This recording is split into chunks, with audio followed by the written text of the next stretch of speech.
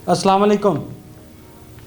सूबाई वज़ीर इत्तलात मोहतरमा उज़्मा बुखारी साहबा आजकल थिएटर को ठीक करने और उसका किबला दुरुस्त करने के लिए मैदान में निकली हुई हैं, और जिस तरह से वो छापे मार रही हैं और जिस तरह से वो काम कर रही हैं, वो लग रहा है कि हुण पंजाबी जी कहते हैं कि हुण बचत कोई नहीं। तो जनाब कहने का मतलब ये है, कमर्शियल थिएटर के नाम पे जिस तरह पिछले कई सालों से जो मामला चल रहे हैं थिएटर के ऊपर, डांस के नाम पे जो कुछ हो रहा है, जुगलबाजी के नाम पे जो कुछ हो रहा है, वो किसी तरह से भी आप अपनी फैमिली के साथ देख नहीं सकते हैं। और मज़े की बात ये है इसमें सबसे कि किसी ने भी इस पे कोई एक्शन लेने की कोशिश ही नहीं की। बहरहाल गवर्नमेंट हुकूमतें चेंज होती रहीं, लोग आते रहे, उसके ये वजारत के हवाले से भी लोग आते रहे, लेकिन बयानबाजी से ज़्यादा कुछ नहीं हो सका, और ये मामला बजाय बेहतर होने के दिन ब दिन ख़राब होता चला जा रहा था। अब कमर्शियल थिएटर के नाम पे जिस तरह से चीज़ें चल रही हैं वो सारी सोशल मीडिया पे भी मौजूद हैं, और जो कुछ हो रहा है और जिस तरह से वो चलाया जा रहा है ये सबको ही पता है। लेकिन सबसे अच्छी बात ये थी कि मौजूदा गवर्नमेंट जब से आई हुई है उस वक़्त से मोहतरमा उज़्मा बुखारी साहबा ने इसका किबला दुरुस्त करने का जो फ़ैसला किया, उसके लिए जिस तरह से वो इक़दामात कर रही हैं वो खुश आइंद हैं, और इसको संजीदा हल्कों में भी बेहद पसंद किया जा रहा है। लेकिन मैं इसके बारे में थोड़ी सी बात ये करना चाह रहा हूँ कि जब ये कमर्शियल थिएटर जब शुरू हुआ था 99 में, कमर्शियल थिएटर के नाम पे सबसे पहले तमासिल थिएटर की बुनियाद रखी गई थी, जो प्राइवेट सेक्टर में पहला प्राइवेट थिएटर था, और इसकी बुनियाद रखने वाले अफजाल अहमद साहब थे, और उन्होंने बड़े कमाल के ड्रामे शुरू किए वहाँ पे, जिसमें तेरे कमाल के बंदे, जन्म जन्म की मैली चादर जैसे ड्रामे शामिल हैं। और फिर उन लोगों बड़ी बड़ी फैमिलियों ने वो देख रहे, और बड़े लेवल पे वो ड्रामे होने शुरू हुए थे। फिर आस्ता आस्ता ये सिलसिला चलना शुरू हो गया। फिर महफल सैलमे को थिएटर में कन्वर्ट किया गया, फिर क्रॉन सैलमे को थिएटर में कन्वर्ट किया गया। उस वक्त तक भी मामला बहुत बेहतर होते जाते। उससे एक तो चीज़ ये हुई कि हमारे जो थिएटर के जो आर्टिस्ट थे उनको माली तौर पे बड़ा फ़ायदा मिलना शुरू हो गया।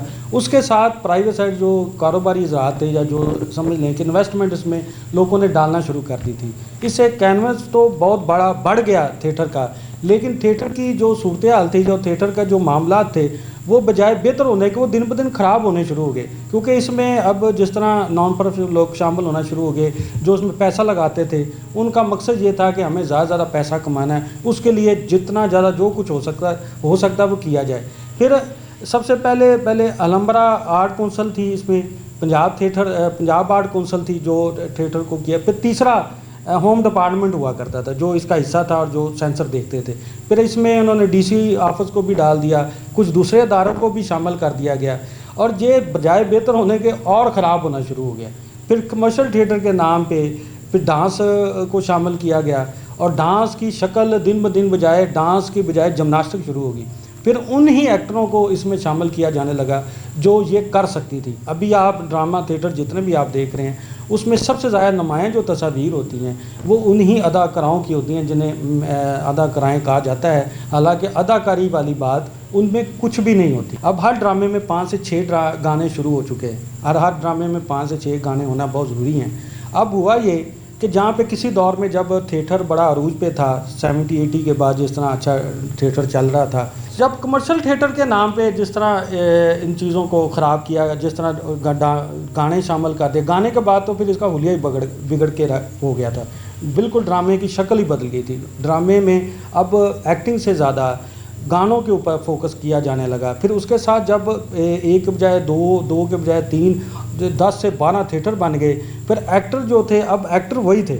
अब उन एक्टरों ने ये किया कि रेसल पे काम करने के बजाय अब उसमें वो करैक्टराइज भी, आपने ये करना है, मैं मुलाजम हूँ, आप हीरो हो, आपने इस तरह वो उसके करके और इसी तरह उसको रेसल का नाम दे दिया गया, और रेसल बाकायदा होना ख़त्म होगी। उसके बाद जुगतबाजी जिसे आप कह सकते हैं, और फिर वो इस निज पे चली गई कि पब्लिक ने आना छोड़ दिया। अब तो बेशक पब्लिक जाती नहीं, अब सबसे ज़्यादा जो लोग आते हैं वो सबको पता है, वो लोग जाते हैं, समझ लें कि वो एंजॉयमेंट करना। हफ्ता इतवार तो उनका भरपूर लगता है, जिसको कहते हैं यार ये तुम्हारी ईद है, और उसमें वो लोग आते हैं और बड़े वाज़ेह अल्फाजों में कह रहे होते हैं, भाजी आप तुसी जाओ, आप जाएं और उनको भेजें, भाई डांस देखना है हमने।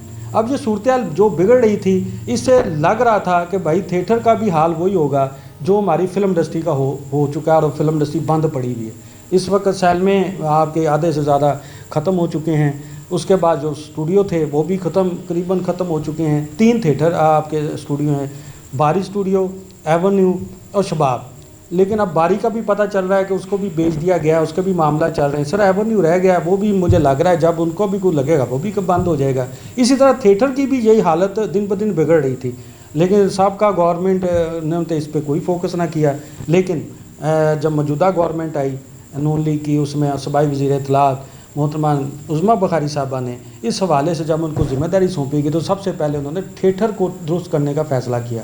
اس کے لیے سب سے پہلے انہوں نے ایکشن یہ لیا کہ ان تمام گانوں پہ انہوں نے پابندی لگا دی جو میرے خیال سے بہت پہلے لگ جانی چاہیے تھی. انہوں نے پھر ان گانوں کی سلیکشن جو ہے کلیکشن بنائی اور اس کی باقاعدہ ایک لسٹ جاری کر دی گئی کہ آپ اس کے اندر یہ گانا کریں گے. اور اب تو یہ بھی پتہ چلا ہے انہوں نے یہ بھی اب ایک بہت اچھا کام کیا ہے کہ وہ اداکاروں کے ڈریسز پہ بھی انہوں نے فوکس شروع کر دیا ہے کہ بھائی اس ڈریس بھی آپ اس طرح کے نہیں ہوں گے جس طرح آپ پہنتی ہیں. اس طرح کے اشارے بازی کوئی بھی جس طرح کی کوئی کرے گا، چاہے وہ ایکٹر میل ہو یا فیمیل ہو، اس پہ فوری وہ بین اور پابندی لگا دی جائے گی. پچھلے دنوں نے کچھ 1-2 ایکٹروں پہ لگائی بھی، لیکن ان کی معافی ملنے کے بعد ان سے انہوں نے کہا، انہوں نے ایکسکیوز کیا جس پہ انہوں نے رعایت دیتے ہوئے ان کو فی الحال پابندی ختم کر دی. لیکن انہوں نے کہا کہ اگر دوبارہ ایسا ہوا تو پھر آپ تو حیات آپ پہ پابندی لگ جائے گی. اب تھیٹر کو جو معاملات ہو رہے ہیں، اگر اسی طرح یہ سلسلہ جاری رہا تو یہ تھیٹر بہتر ہو سکتا ہے. لیکن اگر اسی طرح ہوا کہ کچھ دنوں میں یہ معاملہ چلتے رہیں پھر اچانک اس پہ فوکس نہ کیا گیا تو بھائی یہ قبلہ درست نہیں ہوگا بلکہ خراب ہوگا. اس کو بچانا ہے تو یہ اقدامات کو جاری رکھنا ہوگا. پاکستان زندہ باد.